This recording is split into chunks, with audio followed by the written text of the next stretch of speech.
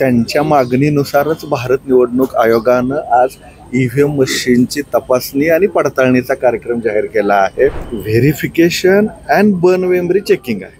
व्हेरिफिकेशनमध्ये पहिल्यांदा EVM machine सीलबंद होत्या का तर गोडाऊनमधनं त्यांच्या समक्षच बाहेर काढलेल्या आहेत. मुळामध्ये 2024ला ज्या विधानसभेच्या सार्वत्रिक निवडणुका झाल्या होत्या त्यामध्ये 211 खडकवासला विधानसभा मतदारसंघाच्या मतमोजणीचे सुरू करण्याच्या वेळेलाही त्यांनी असाच अर्ज दिला होता. त्याही अर्जाचं आपण आयोगाच्या तरतुदी नमूद करून उत्तर देऊन मतांची मोजणी केली होती.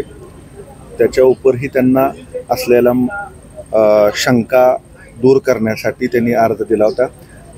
त्यांच्या मागणीनुसारच भारत निवडणूक आयोगानं आज EVM मशीनची तपासणी आणि पडताळणीचा कार्यक्रम जाहीर केला आहे. त्यांनी मागणी केल्यानुसारच आजच्या ह्या EVM मशीनचं checking, burn memory verification and mock poll ह्या प्रक्रिया ECIनं ठरवून दिल्याप्रमाणे दिलेल्या आहेत. त्याप्रमाणे आज ते उपस्थित राहिलेले आहेत. उपस्थित राहून गोडाऊन उघडणे, मशीन्स बाहेर काढणे या प्रक्रियेपर्यंत सोबत आहेत. त्यांनी अर्ज दिलेला आहे. आम्ही त्यांच्या अर्जाला उत्तर देत आहोत. त्यांना प्रक्रिया समजून सांगितलेली आहे. त्या स्टेजला त्यांच्या काही ज्या गोष्टी आहेत आपण अतिशय पारदर्शकपणे त्यांना दाखवून त्यांच्या अर्जानुसारच आपण पुढे जाणार आहोत. आता त्यांचा आक्षेप आहे की मुळामध्ये त्याच आक्षेपाच्या अनुषंगानं आजचं व्हेरिफिकेशन म्हणून म्हणलं की verification and burn memory checking आहे. व्हेरिफिकेशनमध्ये पहिल्यांदा EVM मशीन सीलबंद होत्या का तर गोडाऊनमधनं त्यांच्या समक्षच बाहेर काढलेल्या आहेत. आता मशीन टॅम्परिंग आहेत का ते फिजिकली व्हेरिफिकेशन, त्याचे रिपोर्टचे नमुने आहेत. पहिल्यांदा त्या EVM मशीनची आपण म्हणजे CU BU अनटॅम्पर्ड आहेत हे बघण्यासाठी फिजिकल व्हेरिफिकेशन करणार, त्यांची ती समाधान करून घेणार.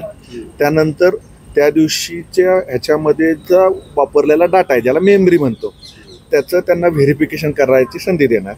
त्या व्हेरिफिकेशन झाल्यानंतर त्या दिवशी म्हणजे निवडणुकीच्या दिवशी जो डाटा आहे तो त्यांना दाखवणार, म्हणजे ज्याला आपण निकाल म्हणतो तो दाखवणार. आणि तो निकाल दाखवल्यानंतर आजचं मॉकपोलची प्रक्रिया होत असते.